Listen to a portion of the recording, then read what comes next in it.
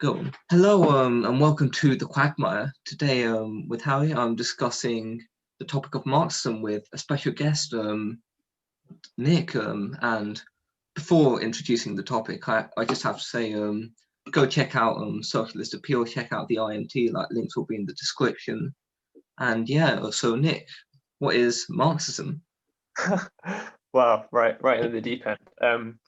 Well, yeah, I guess first of all, to quickly introduce myself, yeah, I'm a Marxist activist, revolutionary socialist, also a call center worker, a trade unionist, a Labour Party member, and I spend a lot of time and energy trying to build the forces of Marxism in the workers' movement, and organizing to do that. So I think a good answer to the question of what is Marxism, I often summarize it as the theory and practice of working class struggle. Yeah, almost, yeah, the doctrine of working class history and experience, and the method of revolutionary class struggle and socialism. So it's kind of a philosophy and a way of looking at history and a way of looking at the economy to understand how human society works and how history develops, and how history develops in a revolutionary way, and how that understanding can aid the working class in building socialism. So it's often kind of talked about, sometimes it's thought of in terms of three main pillars to it. So Marxist philosophy, which is dialectical materialism, historical materialism, so the Marxist view of history, and Marxist economics, so the Marxist view of the way the capitalist economy works and the contradictions and crisis, which are embedded in the capitalist economy, and which ultimately will lead to capitalism's downfall and overthrow. Yeah, so what are those contradictions? Like, what would you say those contradictions are? well, I think, yeah, so looking at Marxist economics then, so, well, maybe it's easier to kind of go through those pillars I mentioned. So first of all, like with Marxism, like yeah, Marxist philosophy is a way of looking at the world in a first of all in a materialist way. So that means that we understand that like the material world is like primary, as opposed to philosophical idealism, which is where you see the kind of the world as being like a product of ideas and perceptions, and or human society as being a product of ideas, first and foremost. So Marx famously says that it's your material life that determines your consciousness, rather than your consciousness determining your social being. And Marxist philosophy is always also dialectical. That means that we see the natural world, and indeed like human society, as something which is always in flux. It's always changing. It's always in process, and yeah, it's never static, and it kind of progresses through the relationship between different things, and contradiction between different things as well, and which is something that kind of formal logic, which lots of sort of bourgeois philosophy is based on, can't quite comprehend. So given that, we understand that, yeah, capitalism has contradictions inherent in it. So, well, the first big one is that capitalism is based on the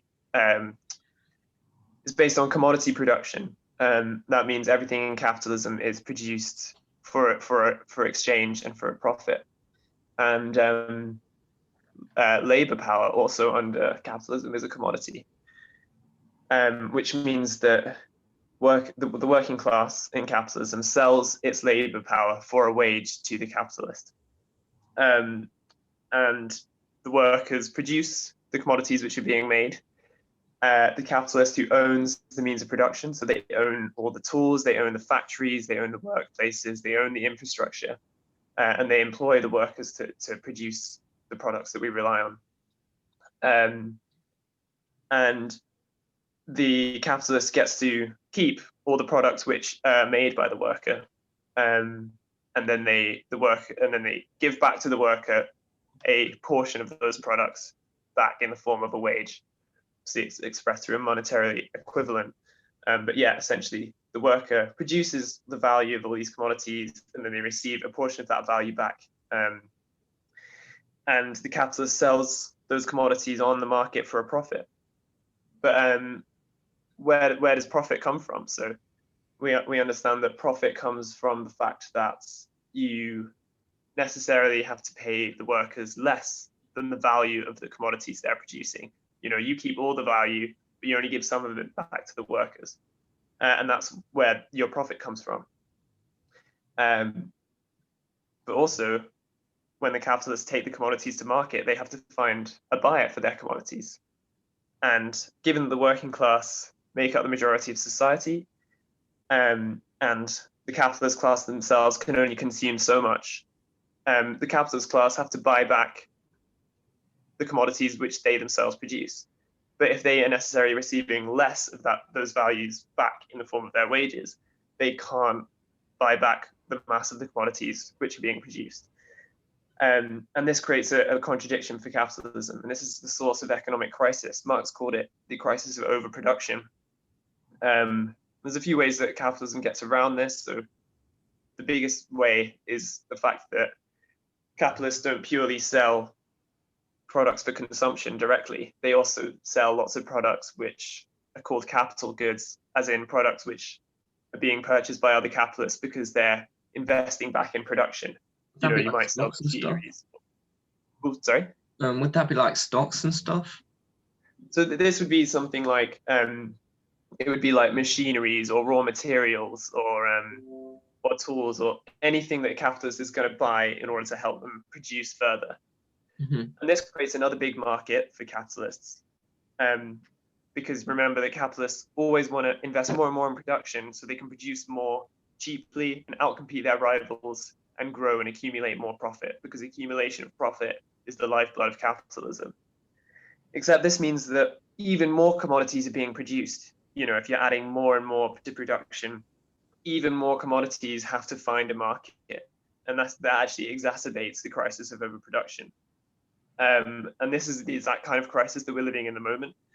Like, capitalism is in complete economic collapse. It's in complete freefall. Okay. And that's because what is the crisis of overproduction, Nick? Sorry to cut you off, but just in layman's terms, what is the crisis of overproduction? Mm-hmm. Well, yeah, it's rooted in the fact that the working class as a whole, because of the exploitation of their unpaid labor, cannot afford to buy back the commodities which are being produced. It comes down to the fact that capitalism always constantly expands production, wants to produce more and more, because that's how you get more and more profit. But at the same time, it constantly erodes the market by squeezing workers. You've got to remember that, because profit is the source, because exploitation is the source of profit, profits are in direct conflict with the worker, which means that in order to get more profit, you have to pay your workers less, or you have to work them harder, or you have to make their labor kind of cheaper. And so, the more profit your boss gets, necessarily less of a share of the wealth you're producing are you receiving, sorry. So capitalism constantly erodes the market, but constantly expands production. It constantly outproduces what society can actually absorb. And so all the wealth that is being made, like, capitalism generates enormous, amazing wealth. And if you read the Communist Manifesto, Marx spends quite a lot of time talking about the amazing kind of wonders that capitalism has managed to produce in terms of building up industry and civilization. But the more wealth it produces, it actually becomes a destabilizing factor, because the narrow limits of capitalist society, as in, production for profit, private property, and wage labor, can't actually contain all this wealth. You know that thing, you know that thing about the overproduction, and you're saying that like they don't pay the workers enough to buy the goods that they're producing. Isn't that the reason why they have to give out? Everybody has to be in debt, because you can't buy the stuff on your ordinary wage, and so like you have to get into debt to keep the capitalist system going, and so that's why everybody has credit cards and stuff. Exactly, yeah, that's precisely true, and that really characterizes capitalism today, when debt levels are like absolutely spiraling. I'm pretty sure world debt is quite a lot bigger than the actual GDP of the world. Household debt, corporate debt, government debt is all the highest levels they are, and that's because of exactly what you just described, because debt or credit is a way of papering over that problem where you can't buy back those products. It's a way of deferring it down the line, but it just sets up the crisis to be even bigger later, because ultimately capitalists lend because they want to make their money back with interest. So the debt has to be called back in at some point. And in the credit crash of 2008, we saw that basically in the like 90s and 2000s, there was this massive credit bubble. Like, credit was really cheap.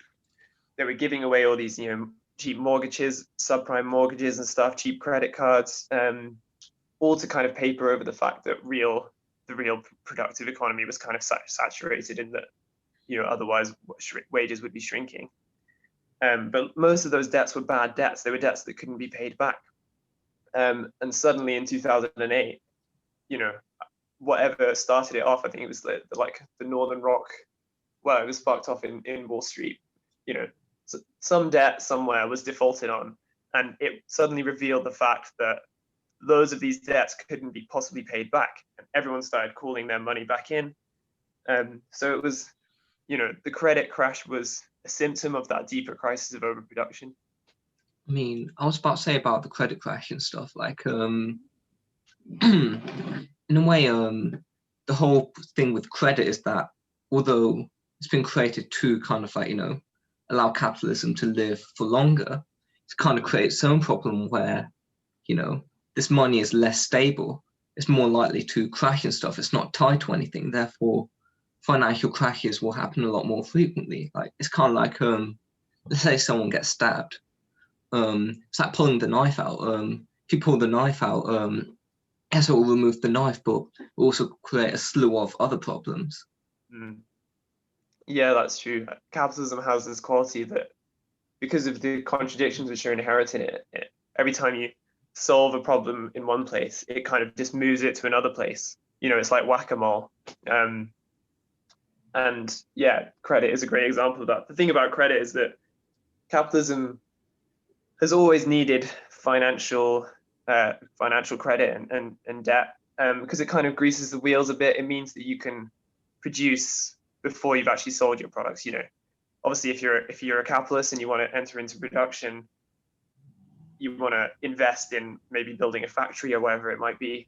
You haven't sold your products yet, so you don't have the money to do that. But with credit, you can build the factory and then pay for that on the basis of your expectation of what you're going to sell in the future. And so credit is very credit is essential for the workings of the capitalist economy.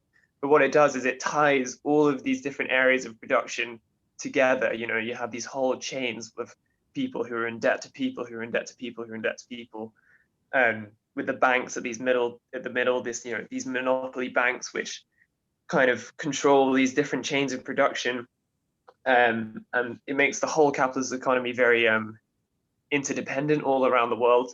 And it means when you have crisis in one place, it really quickly spreads like wildfire around the whole world. Excuse me. Which is, again, is quite, like in older capitalist crises, like in the 19th century or something, when credit didn't have, the global economy wasn't so interdependent and interconnected, and finance didn't stretch around the world in quite that same way, aided by technology as it is now. But now the capitalist crisis is quite uniform across the world because of that. I mean, I really do have to give you credit for your explanation and stuff, but I've got some questions. Like, you know how people talk about Marx as the main theorist of like communism? Like, people never talk about Engels. Is he simply the Luigi of communism, or is he more than that? Yeah, that's so true. Engels is really unfairly maligned, I think.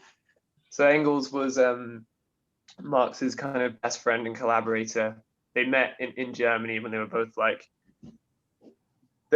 guess, like philosophical commentators, like political economists, and they were like journalists writing about, you know, the philosophical ideas of their time. Marx's background was kind of like, he was from sort of petty bourgeois family. He was a student, but was like a bit of a tearaway. What is petty bourgeois Engels, first off, because most people don't know what like petty middle bourgeois class, is. basically. Yeah, so like us. Yeah, sorry. Just try not to use jargon like that. We're all petty bourgeois middle then. class. What's it? So we'd be like petty bourgeois then, or would you be? Well, I mean, that's a whole other debate and a bit of I mean, personally, I think, you know, if you work for a wage, for a capitalist, you're working class. But anyway, like going back to like Marx and Engels, yeah, Engels's father was like an industrialist. He actually owned a factory in Manchester. Anyway, so these two kind of commentators got together, and they had a really strong insight into the struggles of the workers' movement. It sometimes happens that, well, quite often happens that because lots of working class people don't have the time to, you know, pour into scholarly study or whatever, that you have these kind of maybe middle class intellectuals which can be the first to come upon some of the theoretical sort of explanations of you know, work of these kind of class struggles, even though those ideas are totally based on and informed by the working class. You know, Marx was looking at what's going on with Chartism in Britain, what was going on with the class struggles in Germany at the time, and that's what formed the bedrock to his ideas. Anyway, so Marx and Engels were collaborators. Engels funded a lot of Marx's activity because Marx was actually quite poor for a lot of his career. Engels had this kind of yeah, he had this money essentially from his rich family, which I guess is a bit of an irony. But yeah, Engels himself was a fantastic Marxist and an incredible thinker. He co-wrote the Communist Manifesto. He wrote fantastic works on philosophy like The Dialectics of Nature or Anti-Düring. And he was also a giant revolutionary in his own right. Like, he actually took up arms and fought in revolutionary wars in Germany. And he was instrumental in leading the Second International, which was like the first international socialist movement, really, which was based on, which kind of founded all these like mass social democratic parties, which are now, you know, the main kind of workers' parties in many nations.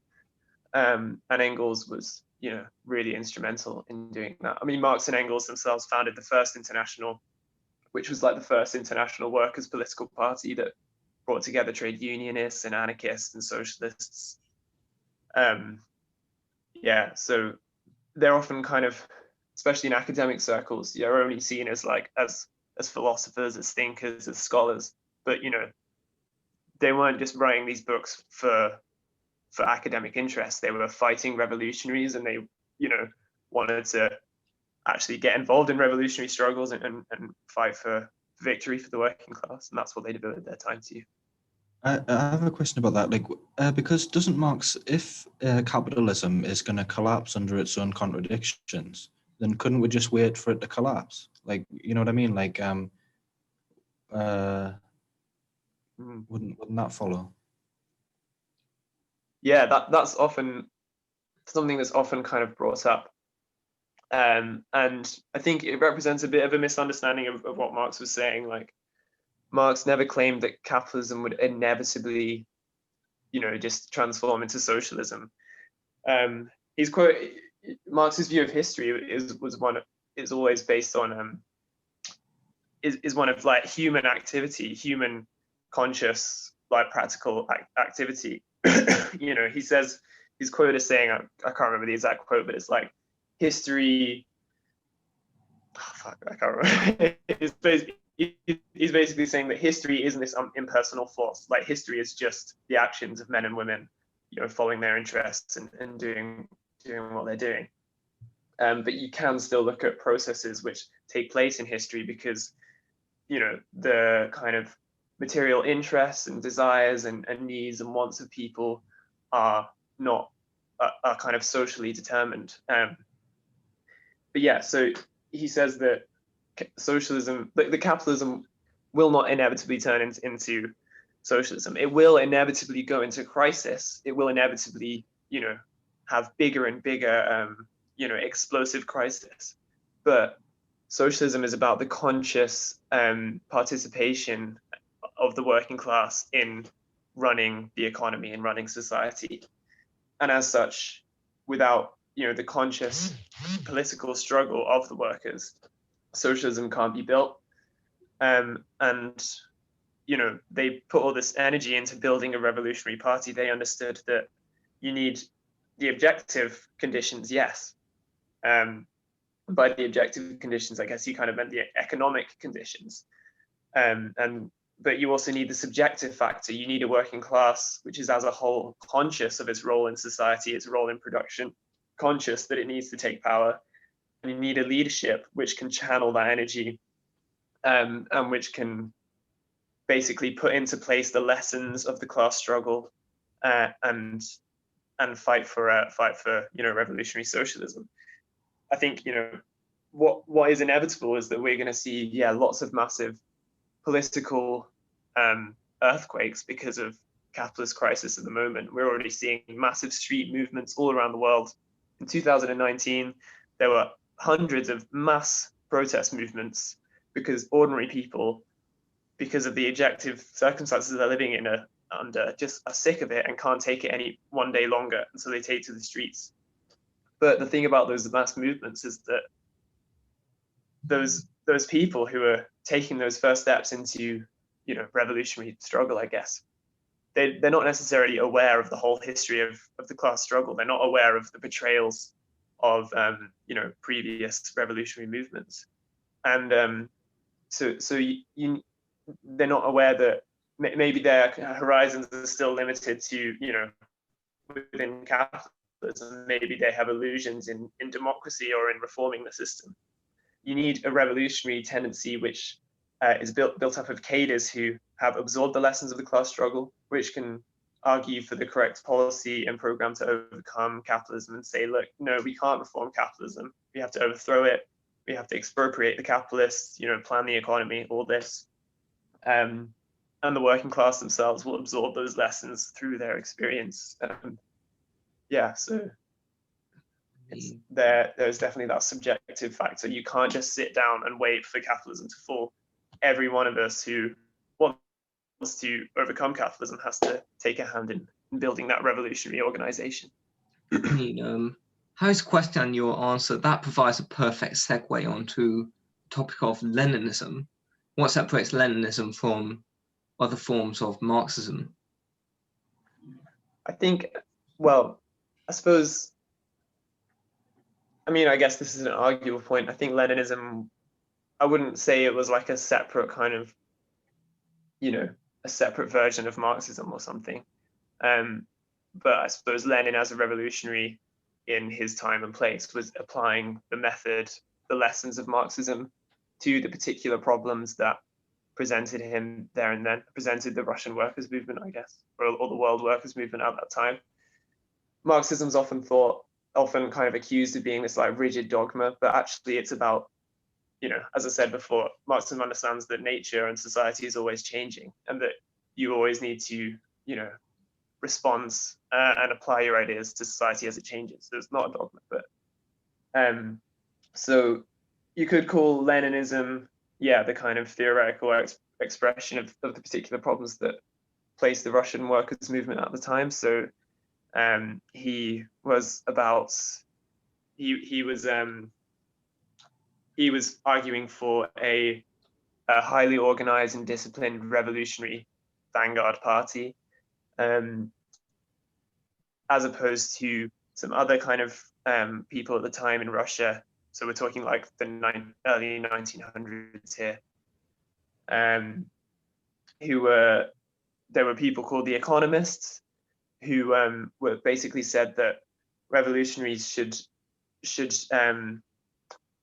basically just sort of support trade union struggles and shouldn't try and raise any kind of wider political program, because that would be elitist or something. And Lenin was saying that, you know, like, we need a political organization for the workers to raise people's sights to revolutionary organizing. He was also fighting against anarchists at the time who believed in they didn't believe in political organization. They kind of more believed in things like propaganda of the deed, so and individual terrorism. So they would like assassinate particular figureheads of the Russian Tsarist dictatorship, and they sort of said that these kinds of symbolic actions would just rouse the people as a whole into spontaneous revolution. So he was fighting against that, but he was also fighting against like parliamentary opportunism in the form of the Mensheviks, who were kind of socialists who you might compare them to, you know, the reformist Labour parties that exist now, you know, the Blairites, or just like the Social Democrats now, who saw that the workers' movement should limit itself to parliamentary reform, basically. So he was kind of fighting these two twin struggles, and he argued for a democratic centralist revolutionary Marxist party. What is democratic centralism? Yeah, so democratic centralism is when you organize a party on the basis of complete freedom in discussion and democratic debates, and then you come to a democratic decision, and then you have unity and discipline in action and in putting that into practice. So that's counterposed to more loose forms of organization, say anarchist organization, where you can't, there's no democratic discipline, and each member can really kind of do what they want. You know, you might take a decision as an organization, but no member is like really under the obligation to actually carry out that decision, which means that you don't have a lot of unity, which means you can't really put your political program into practice properly. Yeah, so Bolshevik organizing, democratic centralism is all about having this really democratic and free discussion. But once you come to a decision, which you have to if you want to do anything, you put that decision into action, you know, in the best way and in the most disciplined, professional, organized way you can.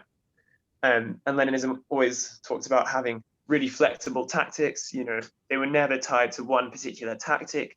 They were willing to try anything and respond to the needs of the moment in a very flexible way. But it was all about intransigence of political principle. They said that they always basically said that, you know, we need the best and most correct theoretical understanding of what's going on. They didn't compromise on principle questions, because they thought I was shooting yourselves in the foot, basically. Like, if you don't have a proper understanding of the political processes going on at the moment, you can't win. Yeah, so that's how I describe Leninism. So, what would your, like, if you had to outline your kind of utopia, you know, like after the revolution happens and we'll bring down the government and stuff, what would be the, like, would you just give a description of your ideal system, how things run, kind of thing? Mm-hmm. Well, I'll preface that by saying that Marxism tries not to just draw up like a perfect blueprint of an ideal society. There's a piece by Engels actually where he called Socialism Utopian versus Scientific, where he kind of criticizes what he called utopian socialists, which were people who would basically draw up a complete blueprint for what they felt was the best, most moral, or most just society. And he said that these people didn't really understand that socialism is a product. Socialism is built by the working class themselves. It's built through the struggle of the working class. You can't like have an a priori like blueprint of what socialism is, and then just convince more and more people to come over to your ideas. He called that like idealism, as in like, you know, he thought, he said that kind of utopian socialism thinks that historical change happens through the strength of ideas rather than through material struggle, I guess. But that doesn't mean that, obviously, yeah, we do have ideas about what we think society should look like. So, and a lot of them are related to how capitalism at the moment, like the problems with capitalism at the moment. And those problems, as I was describing before, are based around an economy which is based on production for profit. And so we think we should have an economy which is based on production for need. We think we should have a, instead of private property, we should have the means of production, which is like all the things that we need to produce the things that society needs, should be held in common. And production should be planned democratically by the working class as a whole. And the working class, instead of just working on the economy but having no power over how the economy is run, the working class should collectively make decisions about how and what to produce. How would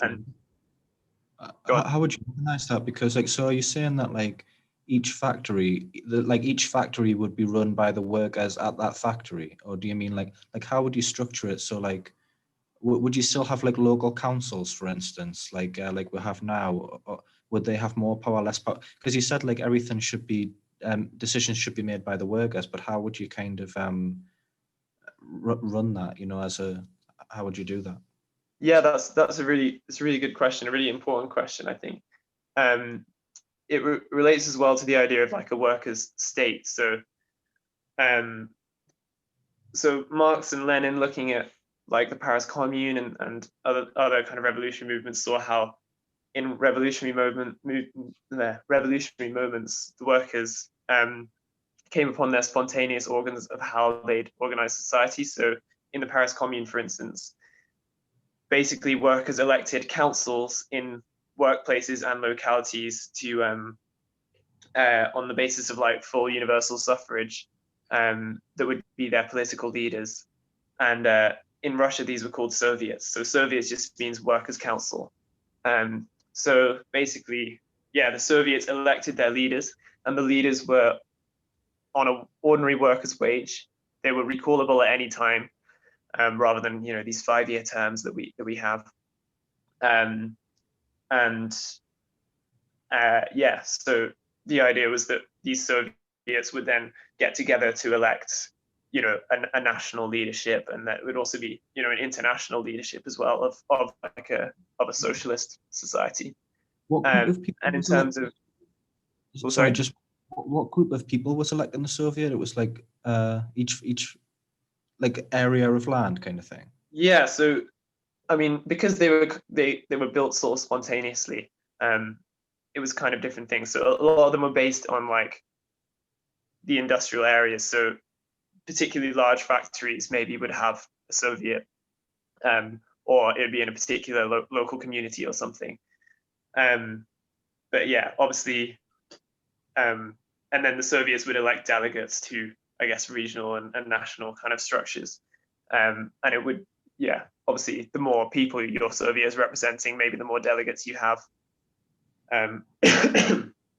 Yeah, so, and that meant because the Soviets were organs of like direct workers' democracy, where workers took decisions together, they also carried out decisions through the Soviets. So under bourgeois democracy, you have like all this separation of powers. So the House of Commons, you know, makes laws, and the civil service carries out the laws. Except the civil service is a massive the civil service is not neutral, and you know the courts and the police enforce the laws. Again, they're not neutral. They're all part of supporting the capitalist system. Under workers' democracy, yeah, they're not just talking shops, they're practical bodies that do things as well. And also they said that like administrative tasks, bureaucratic tasks like civil service tasks or whatever, should be rotated around everyone, so you don't have a privileged like layer of bureaucrats. And yeah, it would be a very responsive style of democracy where all your leaders could be immediately held accountable and recallable. And you wouldn't have like this kind of careerism and this privileged political caste because politicians are on workers' wages. And in terms of how that relates back to managing workplaces, like you were asking before, so you would have a central workers' government, like this kind of central national or international leadership that I mentioned before, that was based in this grassroots democracy, that would kind of oversee the wider strategy for planning the economy. And then at the level of like the enterprise, say the level of like the board of a factory, at the moment where you might have CEOs and shareholders, you'd have representation from like a central workers' government. You'd have representation from like, say, regional trade union apparatus or like the trade unions from that industry. And you'd have representation from the workers in that workplace themselves. And then down on the shop floor, you'd have like direct workers management and control. And you'd have managers which were elected basically by the workers in that factory. And so there'd be an element of each workplace controlling itself, but also you'd have the central democratic workers' government, which could integrate each workplace into a wider economic plan. I'll say, well, I've got a question. Before we carry on, I feel there needs to be the distinction between what people think private property is and what we mean by private property, because one misconception that I hear is that private property is just like this mug, for example, is private property, just the stuff that we own. Like, and I feel that we kind of need to clarify that that's not what we mean by private property. Yeah, absolutely. Like, there's personal possessions, which is stuff that you use and consume directly yourself. But private property, we're more talking about like the actual productive things in our economy. Like, yeah, we're talking about the means of production, the factories, the tools and like the raw materials, like the things which are productive of value, the things which you would need to have in order to like produce those consumer goods. Like once you buy a consumer good, you're only consuming it yourself. It's no longer like property, but like something which the whole of society relies on. To kind of grow and develop society is property. I don't know if I explained that very well, but yeah. I think you did, and I think Harry had a question that he was going to ask. I was just going to ask about, because you were talking about how the workers' communities would elect Soviets, and obviously that's the way that they did it in the Soviet Republic. But obviously, like, something went wrong in Russia, didn't it? Where Stalin took too much power, and he was like, it turned into a kind of top-down situation where Stalin was kind of dominating everybody and killing people and stuff. So, like, how would you prevent that from happening again? Like, how would you rectify that problem? Yeah, I think that's a really important question, and I'm going to answer it as soon as I grab my charger because my phone's about to run out of battery. Right. Cool. So Stalinism and the Soviet Union is a massively important question. I think the thing to remember is that workers' democracy, or a healthy workers' democracy, has to be based on a certain economic level in society. Like, ordinary workers can't take an active role in running politics, in running industry, if they're too hungry to do so, or they don't have time to do so because they're working 14-hour days. So democracy has that material basis, which is incidentally is just what bourgeois democracy ignores. bourgeois democracy says we all have the same vote and we all have equal rights, but actually there's a massive material difference between between the capitalists who are rich and have all these resources and time, and most workers who don't. Oh shit.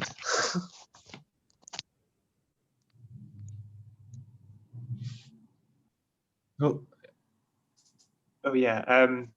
What was I saying? Yeah. So yeah, basically, if you're starving, if you're hungry, if you're overworked, you can't really have a healthy workers' democracy. So socialism is the kind of first prerequisites of socialism is that you have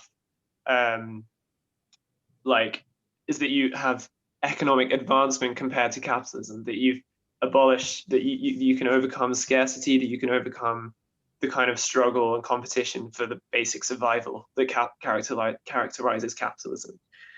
And so what you had in Russia was you had a workers' state which successfully, overthrew capitalism and could start to plan the economy and could start to overcome that. But the basis that they were working off was very economically kind of backwards. So the working class was actually quite a small minority in society. The massive majority of the society were illiterate peasants. You had this kind of thing where you had some pockets of really advanced industry, but that was in a kind of ocean of very backwards kind of subsistence production. One example, for instance, is that you had like the same amount of railways in Russia at the time as you had across UK at the time. And obviously the UK is like many, many times smaller. And this was compounded by the fact that you had the First World War, which plunged the country into like massive food shortages. Obviously loads of people had been sent off to their deaths. The whole society was like economy was in a mess. So the only way out of this was through a revolution, actually, and through socializing production and industry to be able to start to solve these problems. But the thing about socialism is that it has to be international. So Marx and Lenin and everyone who was a Marxist always stressed that in no one country did the productive forces exist to actually overcome all these problems of abolishing scarcity, because you have a global division of labor, right? Much less in Russia did you have the actual economic basis to establish socialism in one country. So Lenin and Trotsky, the revolutionary leaders there, they always were kind of relying on the revolution in Europe, particularly in Germany, to kind of come to their aid. Germany was a much more advanced economy, so they were hoping that that they could just hold on to the workers' power long enough for the revolution in Europe. Okay. I've got a question though. I've got a question. I mean, as you're a Trotskyist, I feel I kind of have to like pick your brain a bit. So, what is the difference between like Trotskyism and Leninism, or Trotskyism and Stalinism? What makes Trotskyism stand out? Well, to circle back to answering Harry's question first, and then that will allow me to answer that question easily. So, yes, so socialism, in order to be socialism, has to be international, and as well in Russia, to add to all these problems, you had the invasion by 21 imperialist foreign powers to try and topple the government. And this obviously put an enormous strain on the economy, and it meant that lots of the really active working class militants died in the Civil War. And all of these, and because of the strain of Civil War production, meant lots of workers were like still working really, really hard and queuing for bread, and couldn't take an active role in workers' democracy, even though there was a really healthy workers' democracy to start off with. This gradually sort of started to fall off. And you had the failure of revolutions in Europe, which isolated the Russian Revolution, which was its death knell, really. So in this kind of situation of economic isolation and scarcity, that's when you had the rise of this bureaucracy. So Trotsky uses the image of, if you have people queuing for bread, then you need a policeman to keep order. And who gets the most bread? Who gets the bread first? It's the policeman, isn't it? And this bureaucracy was based on the remnants of the Tsarist state, because remember, most people were illiterate, and they had to rely on these like old Tsarist officials and Tsarist army generals and stuff who were literate to run things. So they couldn't have that thing I mentioned before about everyone taking part in administrative roles. And yeah, so this bureaucracy based on kind of the petty bourgeois, based on the middle class, based on the richer peasants, who they began to fill up roles in the state for careerist reasons, basically, because you could rely on a role in the party or in the state as a way to have a bit more stability. But these people weren't actually interested in international revolution. And so after the failure of the European Revolution isolated Russia, you had demoralization amongst these layers. And they didn't want to spread the revolution, even though spreading the revolution would have been the only savior for Russia. They were quite conservative and were like, okay, we'll just build socialism in one country. And that was Stalin's like big thing. He was like, no, we don't need international revolution. We need socialism in one country. Stalin represented this bureaucratic layer who began to elbow the workers out of control, basically. And this was, a living struggle, but it was kind of compounded as basically the more this bureaucracy started to call the shots, the more it compounded the problem. A big example was like in China in 1923 and in Germany, sorry, in 1923, and in China in 1924, you had revolutionary movements. But the role of the Russian bureaucracy at the time advised these revolutionary movements down the wrong path. So in China, they advised the revolutionaries they advised the socialists to ally with the bourgeois nationalists, which resulted in failure when the bourgeois nationalists of the KMT turned around and massacred the communists. In Germany as well, there was a revolutionary movement in 1923, but the bureaucratic leaders, sort of represented by Zinoviev and Stalin, were like, this isn't a revolution, this is just a strike, and they didn't prepare for a revolution. And then when those movements failed, it further demoralized the Russian workers and further set in this process of bureaucratization. So Stalin represented this bureaucracy that was gradually elbowing the working class out of political power. He represented the kind of nationalist degeneration of the Russian Revolution, where instead of looking out for the interests of the international working class, the bureaucracy took foreign policy in the direction of cementing their own interests. And this came to its fruition in Spain when, in the 30s, by which time Stalin had taken power, had exiled Trotsky, by this time, Stalin's policy was to deliberately wreck the Spanish Revolution, because he was worried that if there was a successful Spanish Revolution, that would reflect back on Russia, and that would, re-enthuse the Russian workers and lead to a downfall in the bureaucracy. So he deliberately he kind of held the Spanish Revolution to hostage by saying it would withdraw its arms and support if they didn't support the bourgeois republicans in Spain, and if they didn't basically get rid of all ideas of having a socialist revolution. That led to the loss of the Spanish Civil War for the Republicans, and the rise of fascism in Spain. So all of Stalinist foreign policy was about the nationalist needs of the Stalinist bureaucracy. So to come back to your question about the role of Stalinists now, like Stalinist politics, which were expressed in communist parties around the world, basically from being so the communist parties, which were formed in the 1920s as part of the Third International, were at first parties of world revolution, but they gradually came under the thumb of the Stalinist bureaucracy. and they basically just became mouthpieces for Stalin's foreign policy.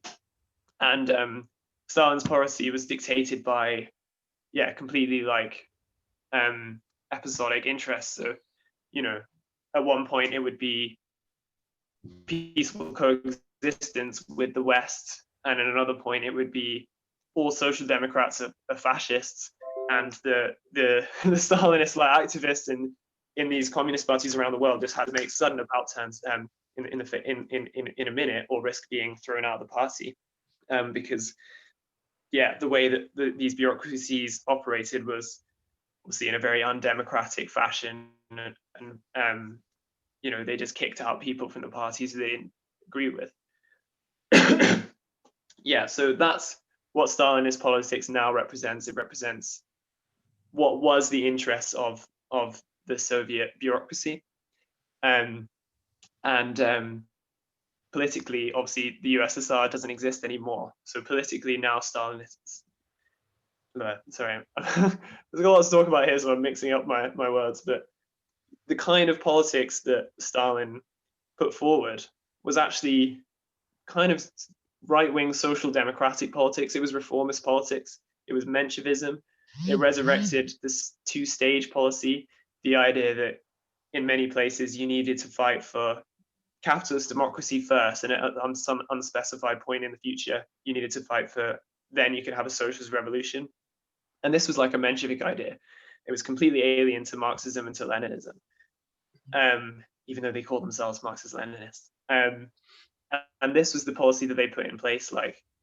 So in throughout the 20th century, with like colonial revolutions kicking off all around the world, the Stalinist role in that was to try and limit them, and to try and say, no, we should ally with the national bourgeoisie of these places and not fight for socialism. And all that was about what was in keeping of the Cold War interests of the USSR. And so now Stalinist politics kind of looks like fairly right-wing social democracy, but with this kind of socialist kind of veneer on it. It's kind of, left nationalist politics, bureaucratic politics, this kind of thing. On the other hand, Trotsky ended up representing the kind of rank and file workers side of that conflict in the early USSR between the workers and the bureaucracy. He advocated for workers' democracy, for internationalism, for international revolution, and he was exiled for it. So the difference would be is that you would prefer it to be like from the ground up decision making, like you were saying about workers electing their managers. It would all be like the power would come from the ground up. Yeah, that's definitely, Trotsky was massively in favor of workers' democracy in terms of running the economy. That wasn't purely just a moral thing. It wasn't just like, oh, it's better when decisions are made from the ground up rather than from the top. It was the idea that actually the only efficient way to run an economy, to run a planned economy, is through democracy. And this is what happened in the USSR. You had unelected committees who, even the best geniuses, economic geniuses in the world, couldn't, through a committee, plan a whole economy, a whole complex modern economy from the top down. You needed the involvement of workers at every single level to be able to efficiently plan the economy. And this is, what happened in the USSR. Leaders weren't elected because they were skilled. They were co-opted they were kind of chosen for leadership because they were loyal to the bureaucracy. And so the economy was totally mismanaged. And for that reason, Trotsky says that a planned economy needs democracy like the human body needs oxygen.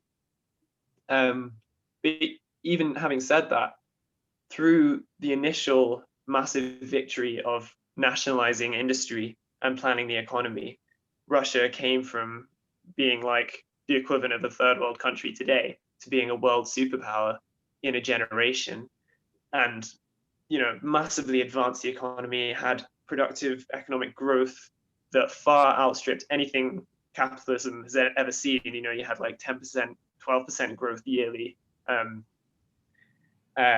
and that changed the lives of the Russian people in a way that's impossible to understate.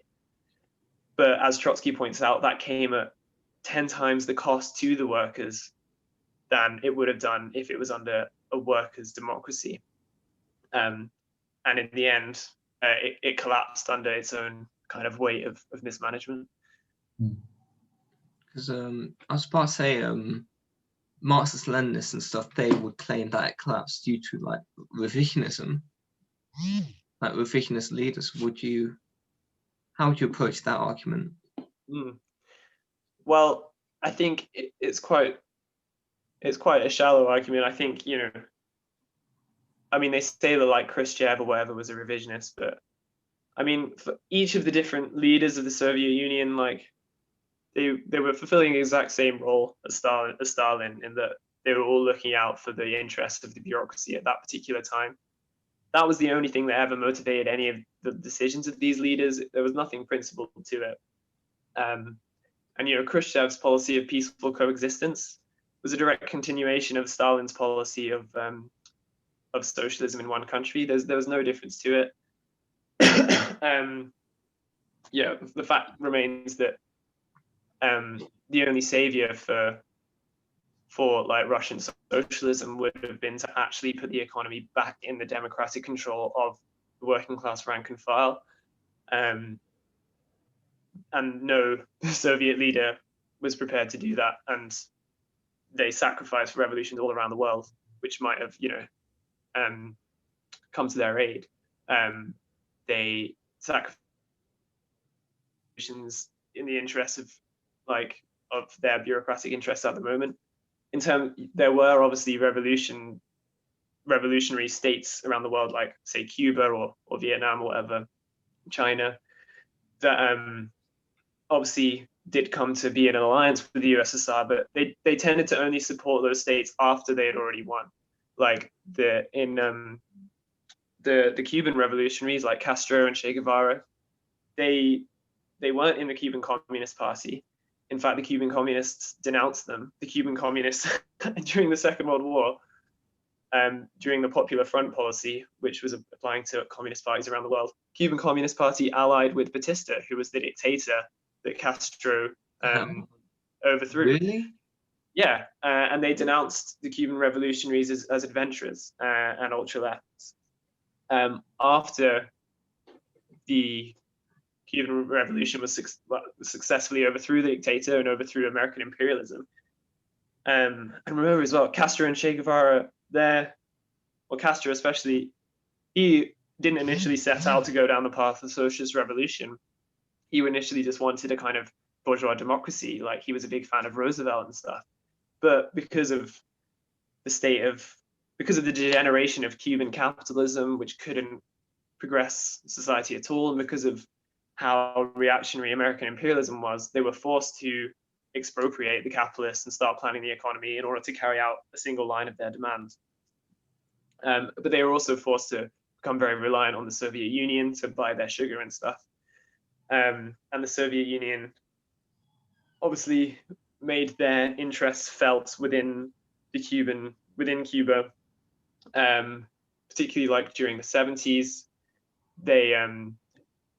The USSR really kind of shaped the direction of the Cuban regime. They kind of trampled out vestiges of workers' democracy that were in Cuba, and they advised the Cubans against trying to spread the revolution. You know, they were always very conservative about that. Che Guevara, you know, he criticized the bureaucracy for this reason. Because he was always convinced that they needed to spread the revolution, and he went to the Congo and he went to Bolivia to try and do this, but he unfortunately failed.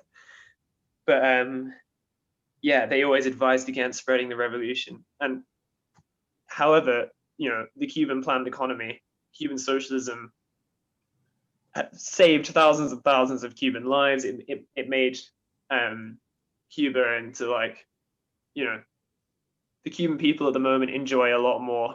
They enjoy lower infant mortality rates than the US. They enjoy better healthcare than the US. They enjoy all these different things that, you know, say a comparable country like Haiti doesn't have, and that's because of the Cuban planned economy.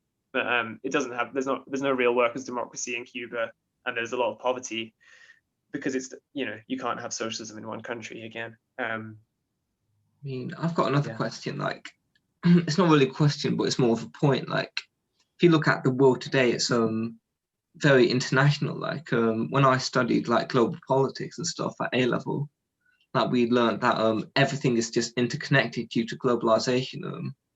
When America sneezes, the whole world catches a cold and stuff. Like, so due to that, would you say we kind of need international socialism simply because like the world is so international today? Yeah, absolutely. I think that's totally right. It's what I mentioned before. There's a global division of labor, like production chains stretch all around across the world. No one country is entirely self-sufficient, and that goes for even the biggest economy like the US.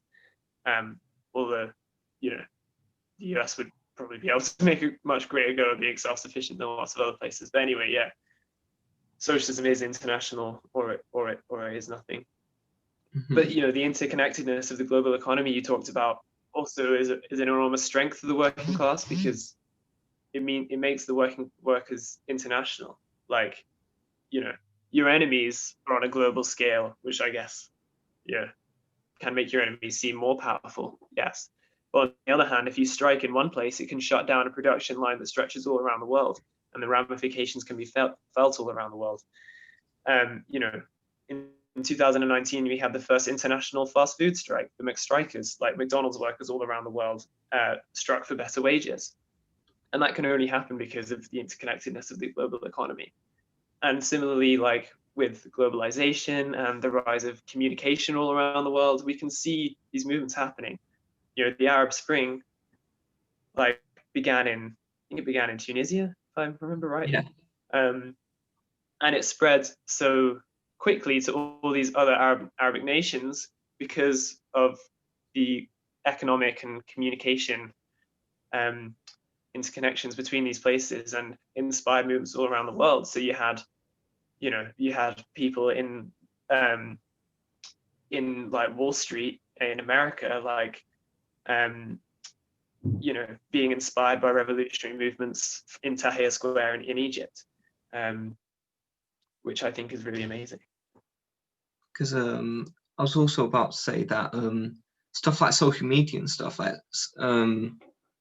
podcasts and stuff, like they can be a very good way of like sharing socialism. Like, what are your thoughts on like social media in the revolution?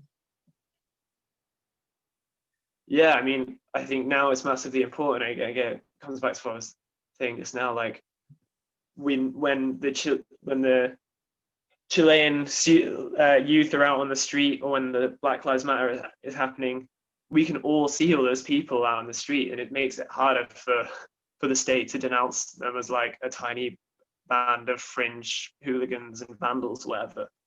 We can see what's taking place and be inspired by that, and we can see that we're fighting the same kind of problems. The George Floyd murder, horrific murder, like part of what made that the spark of the Black Lives Matter movement, which stretched all around the world, like mass demonstrations in every single country, because everyone saw that video and everyone could see not only just how brutal and horrible it was for that individual George Floyd involved. People could see it, Black young people could see it and say, that's me, that's happening to me and my friends. So it has a huge effect. I mean, Harry, do you have any more questions or? No, I don't think so. I mean, would this be a good place to wrap it up, kind of? Would you say? Sure, yeah. Yeah. So, I think if I had to leave it on a particular note, I'd say like. Say like what? Yeah, so just to say that capitalism is in total crisis, and capitalism can't advance people. It's a system based on exploitation, oppression, racism, sexism, climate apocalypse. It's capitalism is horror without end, and the only way that we can solve it is through the working class taking control of the economy and actually, you know, planning the economy and running society on the basis of actual human fulfillment rather than the accumulation of profit for a shrinking class of capitalists. And if you want to fight for that, then you need to get organized and you need to get involved in a revolutionary organization. And you should join the International Marxist Tendency, which is the organization that I'm a part of. Because each and every one of us can have a role to play. You know, don't stand on the sidelines. Get involved in the fight for socialism, which is the only hope for the world today. Okay, so I was about to say, like, before, like, you know, if you're part of MMU, like anyone watching who's in MMU, come join the Marxist Society. Anyone in the UK, come join Socialist Appeal, or even at any other uni, join their Marxist society. And anyone throughout the world watching it, join your branch of the International Marxist Tendency. Like, we're seriously growing, we're a growing movement and stuff, and yeah, like, I guess that's all, folks. Thank you for watching. Thanks for having me. Nick.